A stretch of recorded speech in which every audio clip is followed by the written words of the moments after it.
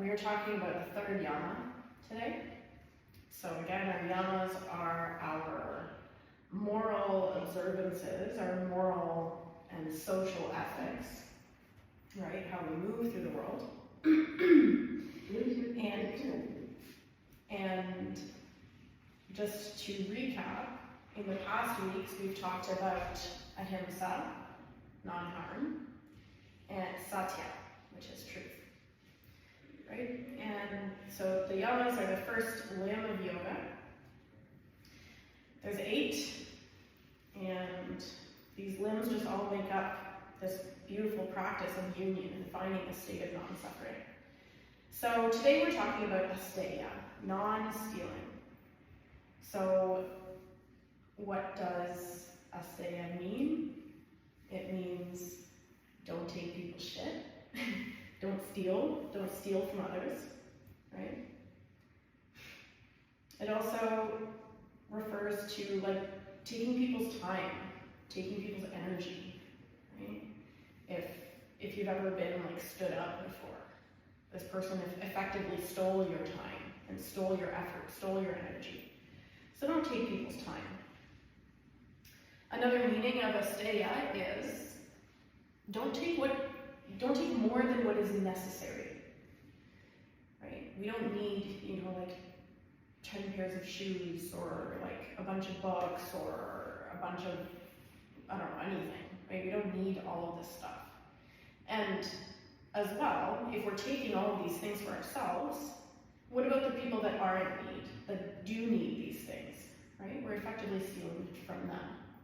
Okay, so this is another meaning of asteya. Perhaps a deeper meaning to this yama is don't steal from yourself, right? So this kind of involves concepts around self-sabotage, placing limitations on yourself, right? When we do these things, we're essentially robbing ourselves of, potentially healthier or just different experiences, more expansive experiences when we sabotage ourselves, right? And this concept extends onto the yoga mat. If we are forcing a posture that doesn't work for our bodies, we are robbing ourselves of a potentially more easeful, peaceful practice. And you can actually look at it like the other way as well, right? If you're not being intentional on the mat, if you are kind of just like hanging out, not really putting much effort in, it's different if your body is like, you're listening to your body and you are kind of taking it easy because that's what your body needs, that's different. But if you are kind of just like not really putting in the effort, not being intentional with the practice, you're robbing yourselves of the potential to like experience self-exploration, to experience growth on your mat and in your practice. And another layer of depth to this concept, this yama asteya, is this concept of generosity, right? It's a practice. Essentially, it's a practice of like give and take. When we're born, we naturally begin to take oxygen from the plants, the trees, the earth, right? And then, so we're taking in this oxygen. What are we giving back?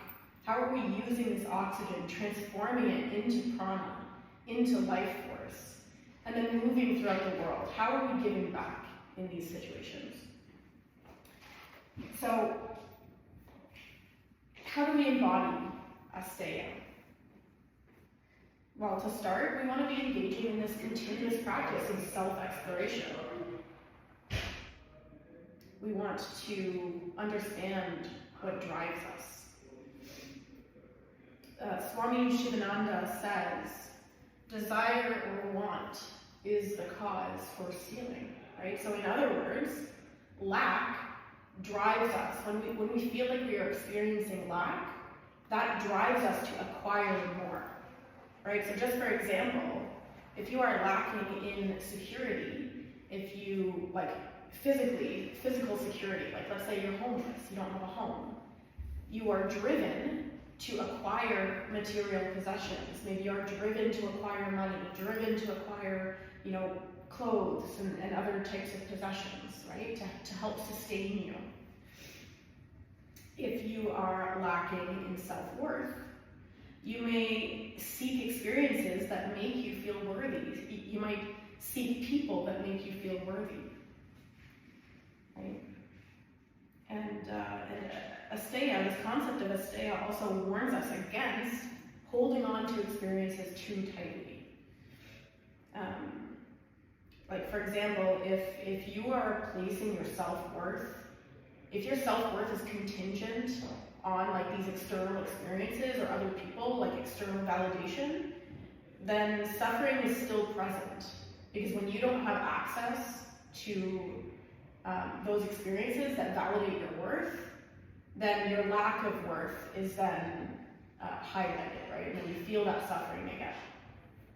So embodying asteya really means like identifying the lack within ourselves. Where do we feel like we are lacking? It's easy to go about the world not taking people's things. For most of us, it's quite easy.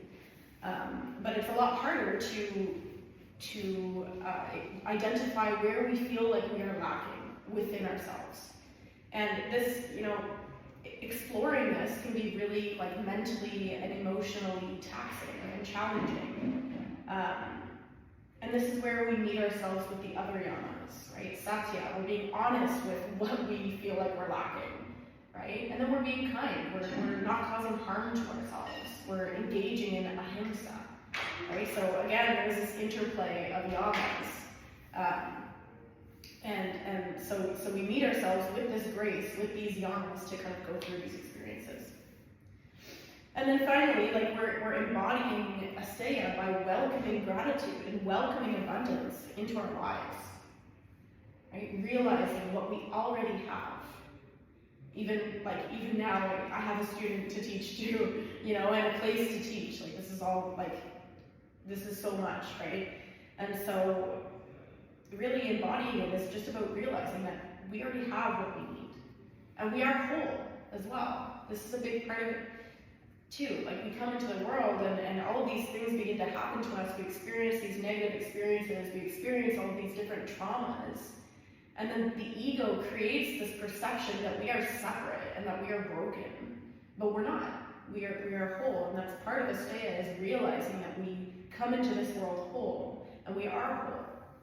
Right? So remembering that we have everything that we need, which is kind of the intention of asteya. What we're going to be working with today is this intention of reminding ourselves, like, I have everything that I need.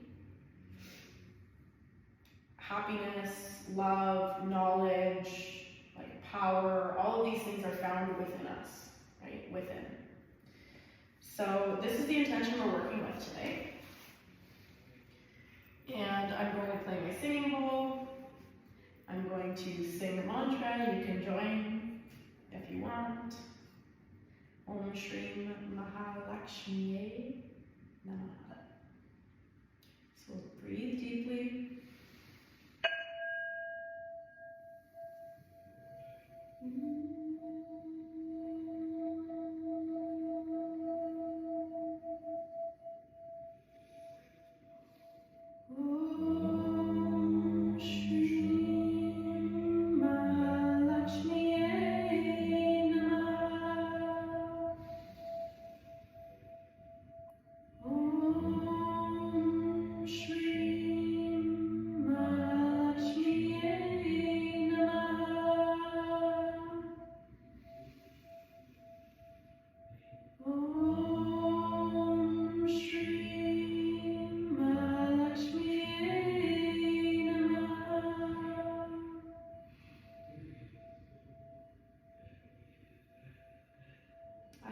Everything that I need. Everything that I need can be found within me. It's the intention that we're working with.